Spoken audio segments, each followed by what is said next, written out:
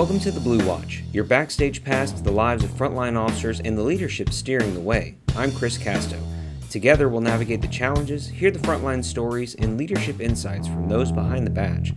Today, we're sitting down with the Undersheriff of San Mateo County, Chris Hsiung, to talk about his work not only as a leader in his agency, but also his collaboration with departments across the world in order to change the industry. Chris, thank you so much for being here. I do appreciate it. Just to start off, can you share a little bit about your background? Like what led you to pursue a career in law enforcement?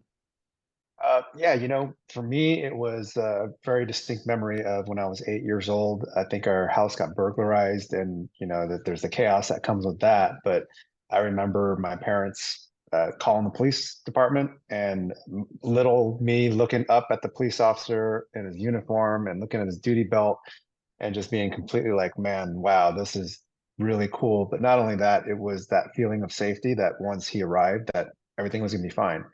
Left a huge impression on me. And I know, as you grow up, you get to high school and you're trying to figure out what you want to do. My parents were trying to push me into, the typical doctor, lawyer, engineer, and I gave it a shot, but it wasn't going to happen. So to me, I did a ride along. I was a police explorer. So my first ride along when I was 16 years old with the department in the city I lived in. After that ride along, I was done. It was hooked. There was no turning back at that point. So I joined the Explorer program there, and the rest is history. Wow, so you've been trying out for this stuff since you were a teenager. So this is like Oh a long yeah, time. big time. Yeah, I love it. It's part of who I am.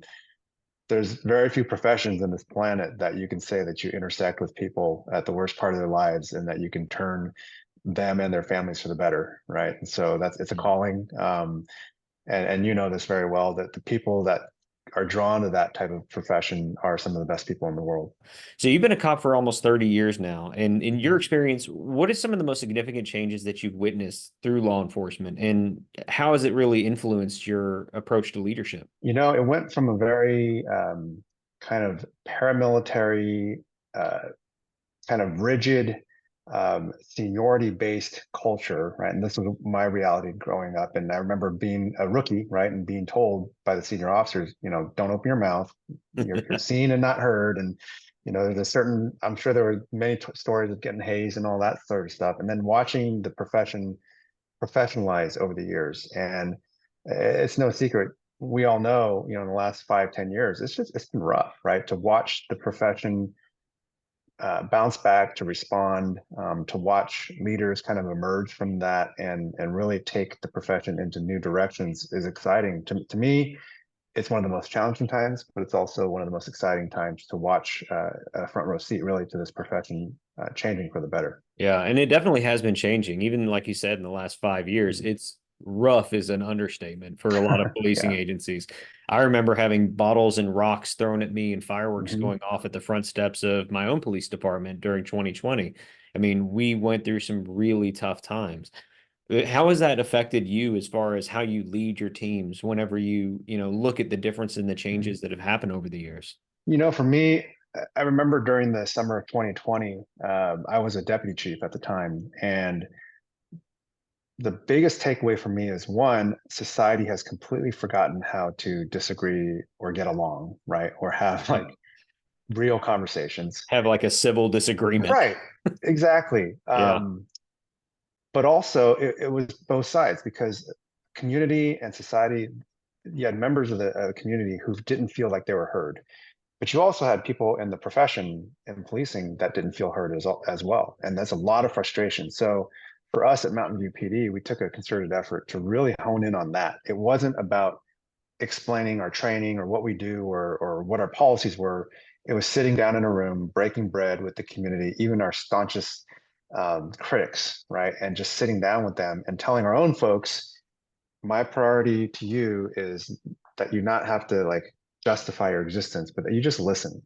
And I would expect the same from the people in the audience. And to us, that was the roadmap to help us as a department, as humans that have to work in this industry, because the end result of that was actually a lot more better conversations. I mean, to this day, we have people that we would call our critics back then, who have the cell phone numbers of all the command staff and our PIO, and there would be messages flying back and forth, and it's a cordial friendship. right? Because it's more of an understanding of really the lived experience versus the learned experience. I think in that difficult time, what you saw was everyone marching, well, not everyone, but a majority of people marching on the police departments were people who were reading about experiences but had not lived it themselves. And I'm not at all taken away from those that have lived it, but I think there's a certain place in time where you can kind of go, well, let's talk about our real experiences, right? And that includes the experiences of our people that work and staff our departments. Yeah, I can tell you that from my side of things, there was a palatable shift between how people were communicating in the first initial weeks of folks protesting in the front steps of our Mhm. department. But then when we started to take our helmets off and go talk to people, one on one Mhm. with different individuals, the mood shifted immediately. And it was like, oh, we're actually open, we're listening, we're talking and having those conversations. It Yep. definitely helps. So you've been a chief both at Mountain View, California, but also now an undersheriff in San Mateo County. Both of these jobs come with a huge amount of responsibility. Tell me a little bit about your leadership philosophy in heading some of those agencies. I kind of referenced, when we first got into this profession 20, 30 years ago, for me, it was almost 30 years ago. Uh, it was very rank and authoritative, right? So, I'm sure you've heard of some agencies where, if you're a new person or an officer or a deputy, you're not even really allowed to address a senior ranking, command staff member, right? And so, Oh yeah, for us, our show right, ups were like the rookie sit in the front, yeah, all the yep. senior guys sit in the back. Oh yeah. Exactly.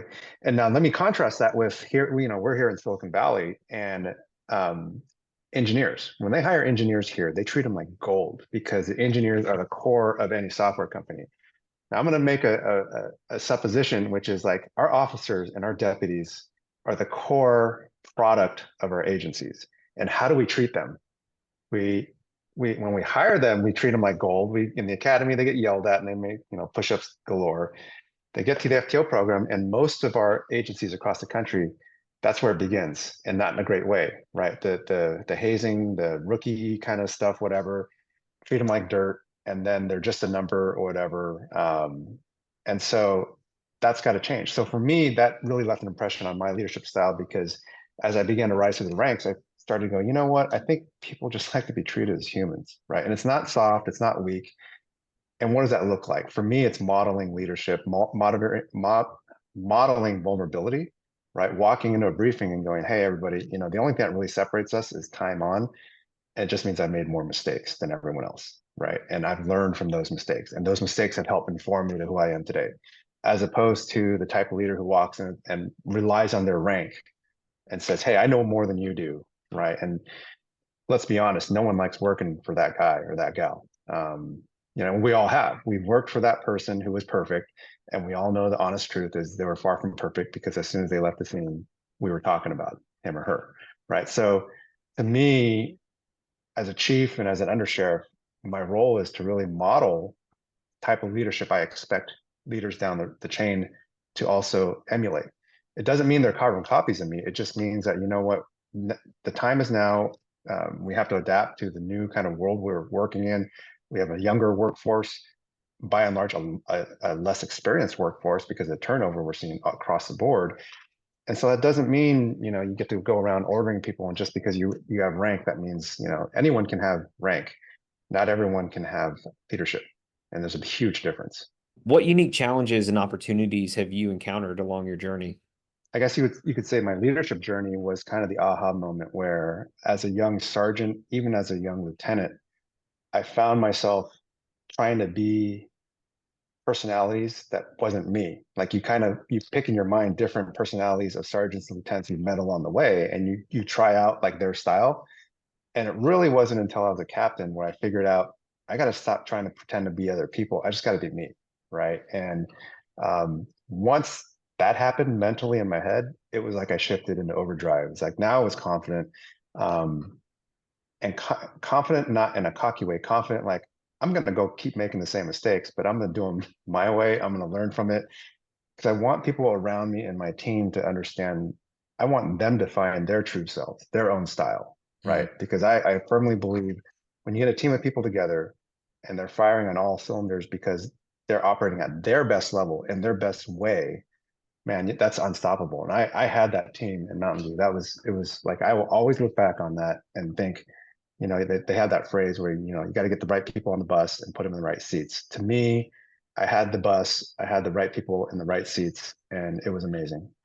Yeah, I remember being a rookie and, I went through this period where I call it my dragnet phase, where, I did the whole Joe Friday thing, went out and I was Mhm. like, yes, ma'am, no, ma'am, yes, sir, no, sir. I can tell you that that was the period of my career that I had the absolute most complaints out of any point in my career Right, because it was like, it right. wasn't me. It just wasn't. Yeah, yeah, yeah. Yeah, you And I definitely would I need. would ask you, like, sometimes that's probably you were probably told in training or by a training officer, you need to do this way. And so you did it, and then you come to the realization, like, yeah, maybe that wasn't the best style. Oh yeah, it wasn't for me. It wasn't. I just need to Hmm. be as one of my officers put it one time. You need that authentic self, and you have to Hmm. have that authenticity when you're doing this job because if you're not being authentic, people can smell it in the heartbeat. Yep. Yeah. And that counts for people you deal with in the community and inside your organization. No, absolutely. Can you share a defining moment in your career, something that shaped your approach to how you lead your teams? Yeah, so I was a brand new detective. I just gotten picked to be property crimes, and the detective sergeant at the time, his name is Mike Alexander, didn't know him at all. He spent his career in the traffic unit, so he sits me down, this kind of old school sergeant, right? And I'm like intimidated, and he goes, "Chris, I just got in here myself. I was never a detective, and honestly, I don't know all the answers, and I will never know all the answers.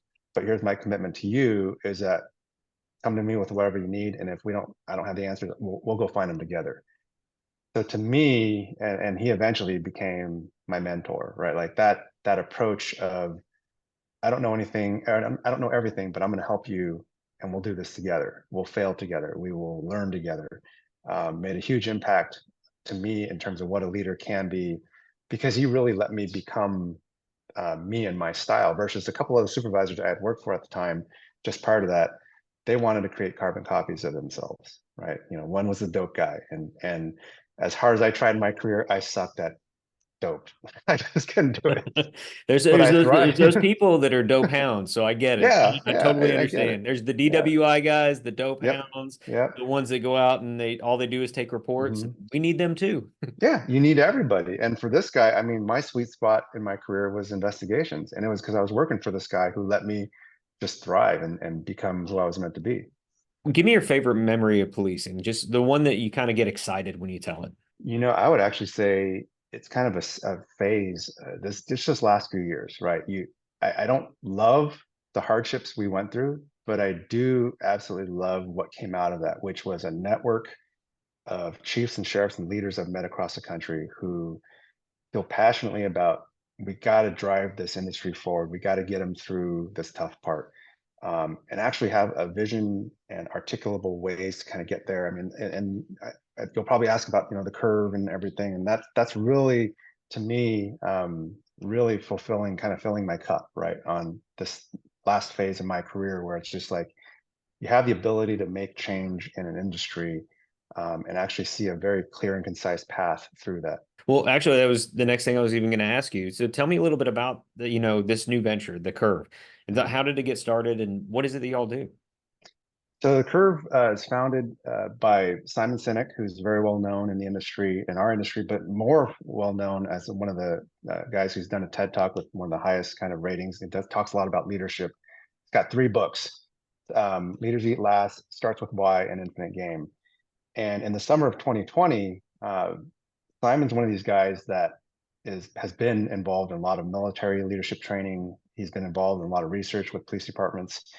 If you've read his third book, Infinite Game, he actually devotes a chapter to talk about Castle Rock Police Department in Colorado and Chief Jack Cawley, and how they have a style of policing called one by one policing. So in the summer of 2020, Simon contacts Jack and says, "Hey, can you get together some of the more forward-thinking chiefs and sheriffs that you know from across the country?" And the network is basically IACP, and let's talk about the turmoil going on and what can we do about it, right? And so we get on the Zoom call, and for me, it was like a defining moment, because my prior chief had actually used Starts with Why as a reading requirement for the sergeant's test. So we were brought up at a young age in the police department reading his principles and stuff. So here I am on a call with Simon, completely freaking out right inside. um, and what we learned talking among those chiefs was we weren't alone.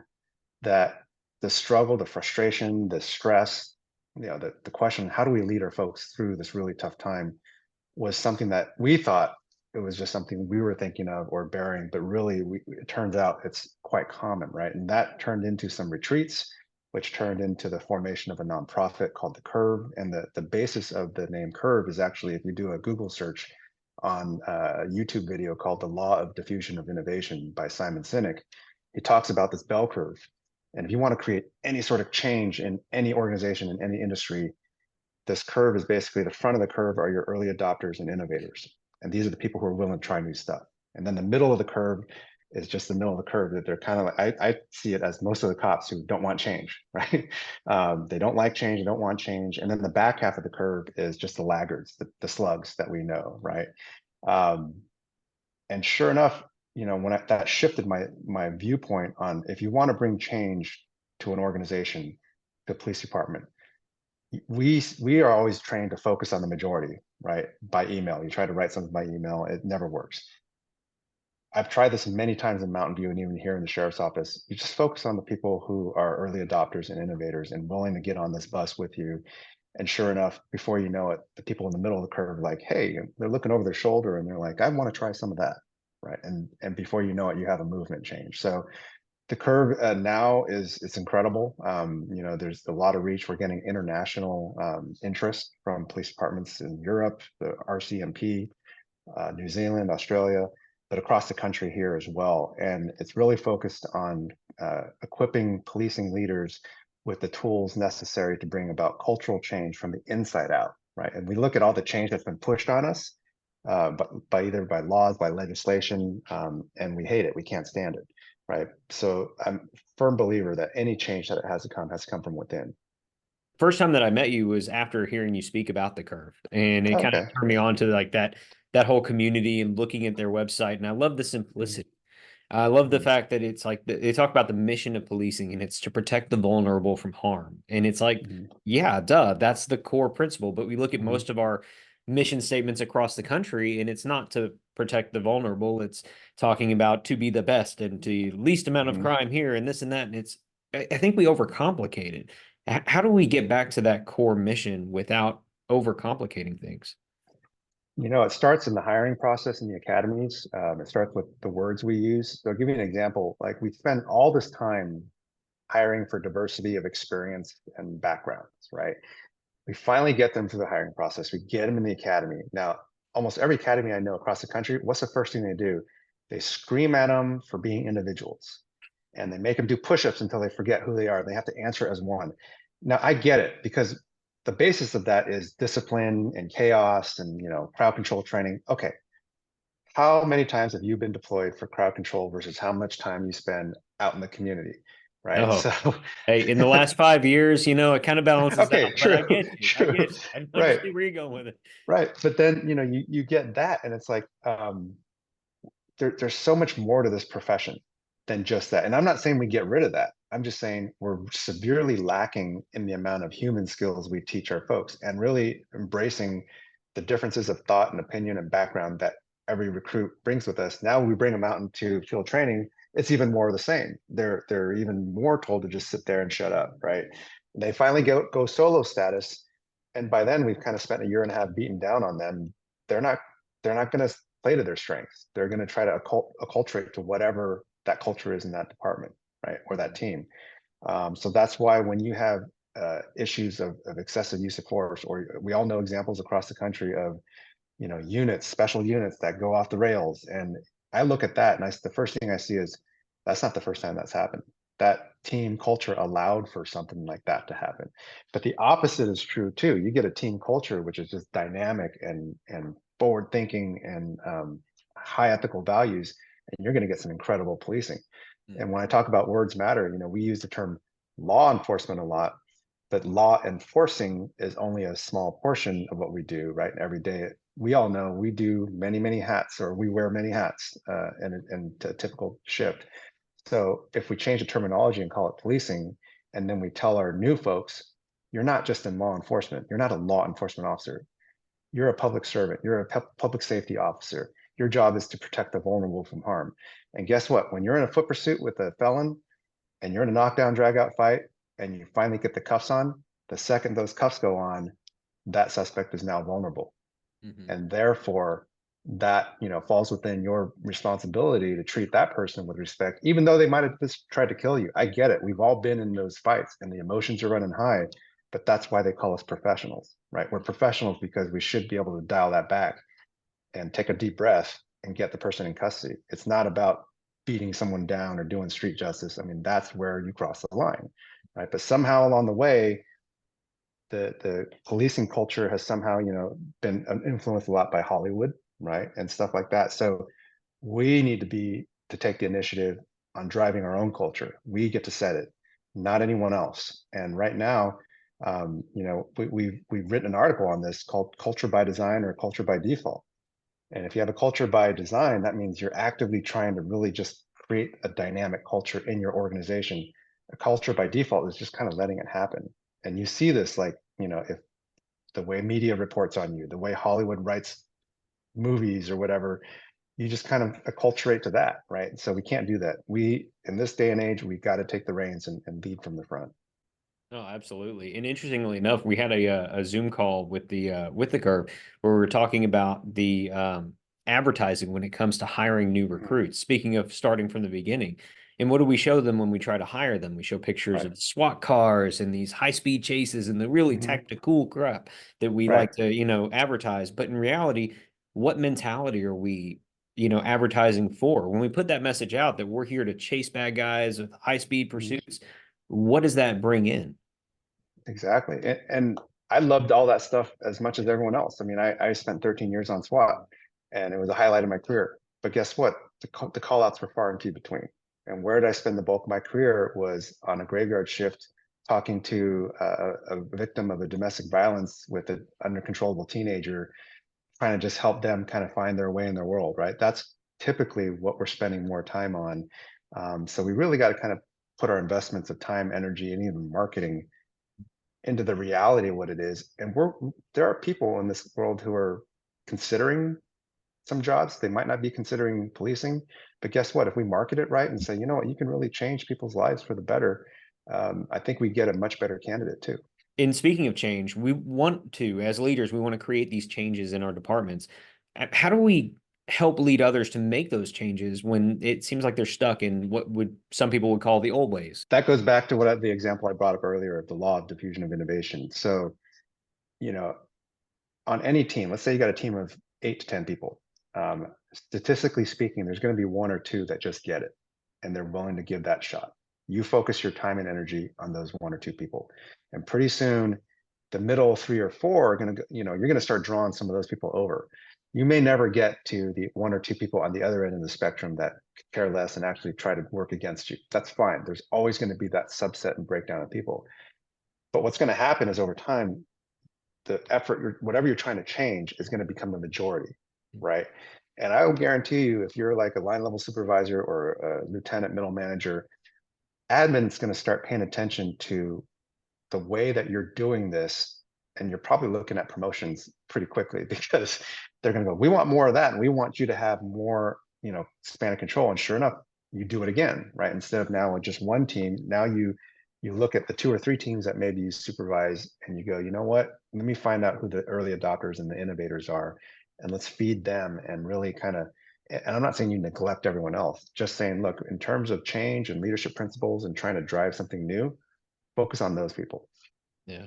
What are some of the challenges that you faced when you were trying to direct some of this change, and how did you overcome them? It's my own little voice in your head. That's like the biggest challenge, the voice of doubt, the voice of, imposter syndrome. One of the new ideas I brought in Mountain View was a book club. And this is something I learned from Chief Colley in Castle Rock, and Chief Doug Shoemaker. Um, and so, the first thing you think when you say book club, you just think, when I put it out there, put the memo out, I'm thinking, half my command staff and probably the whole department's going to be laughing at me. No one's going to want to do this. Hmm. And sure enough, I put the call out. I said, "Hey, look, here's an opportunity for us to learn together. Who's in?" In Mountain View, it blew my mind. We had 40 something people sign up, so we had to actually split it into 2 groups because it was just too big. But the key here was we set these parameters in place where there was no rank in the room. Like I actually had a virtual swear jar. We call it the rank jar, right? Like you had to address me by my first name. There was no rank or seniority, sworn, professional, non-sworn, whatever. Everyone was equals because the true onus there was to learn together. And we went through Simon Sinek's Infinite Game. It was incredible. It to could go on a journey together with your coworkers without the rank and the stuffiness and all that. And I tell you, it actually helped later on when you're still working with the same people, but you actually have a deeper relationship and understanding and camaraderie because of that other experience that you've learned about leadership together, and you operate just differently and for the better. So the real key, like in the executive ranks, is not how many people follow the letter of your law, right? Of whatever edict that you put out. The real litmus test to me of how good of an executive leader you are is whether people truly understand your why, your just cause, and your vision, right? And when you have those, when you can articulate whatever that is, and people in your organization buy into that, then they will innately fulfill those items in their own way. And that's the key is none of us like to be micromanaged, right? If I'm told you need to go contact this citizen and talk to them this way, use these words and say it this way, we're all going to sound like robots. And for by and large, we've kind of been trained like that a lot of times, right? We talk about that like in the FTO experience. Mm. However, if I tell you, I want you to go out there and just really serve your community, right? And if you need to take some extra time, put yourself out on that call, and just serve them and just make them better, make them whole. Get that, it doesn't mean you solve all their problems, but maybe you connect them to other agencies that can. Uh, that's that's me articulating my vision for what I want patrol to do, and they'll do it their own way. Now, will you have the laggards out there who, try to work around that system? Sure, but I'm not focused on them. I'm focused on the people who just are here for the right reason, have a good heart. Um, that style of policing, I hate to say it, is sometimes foreign. I've traveled this country and spoken to a lot of leaders and middle managers, and it's hard to hear how common it is that it's not the norm. That most of the times you get kind of people in rank and leadership positions who lead by micromanaging or by dictatorship, and that's got to change. And that's why I'm passionate about what I do with the curve.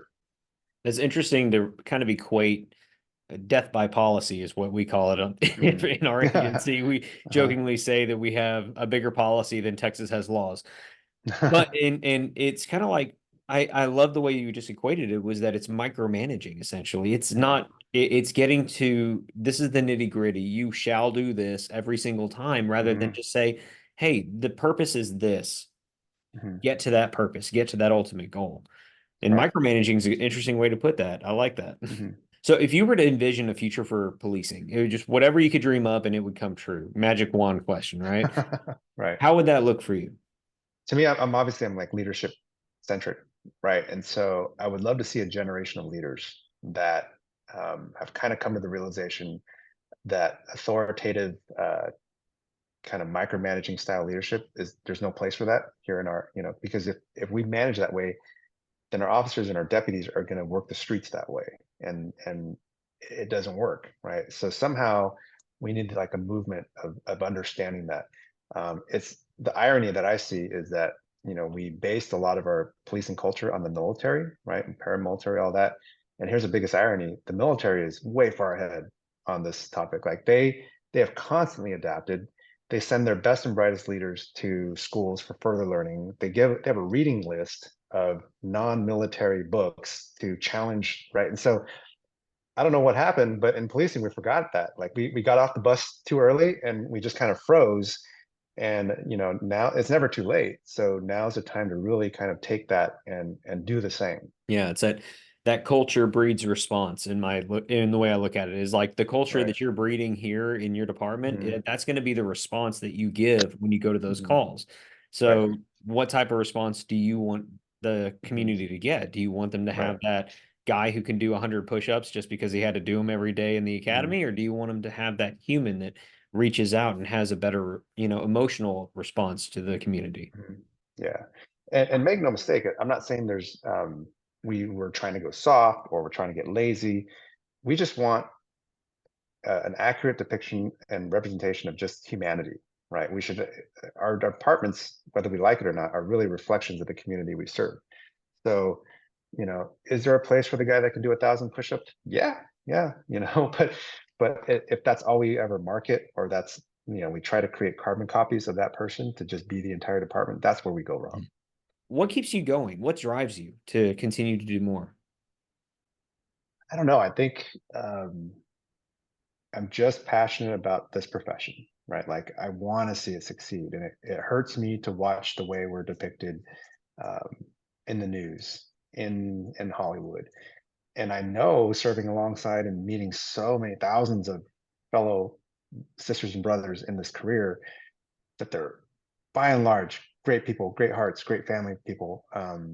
So to me, my contribution to the industry, to those people, the best way I can serve them is to harness my talents and my strengths to just try to leave a mark and shift the profession into a more positive space. Thank you so much, Chris, for being here, and thank you for joining us today on the Blue Watch.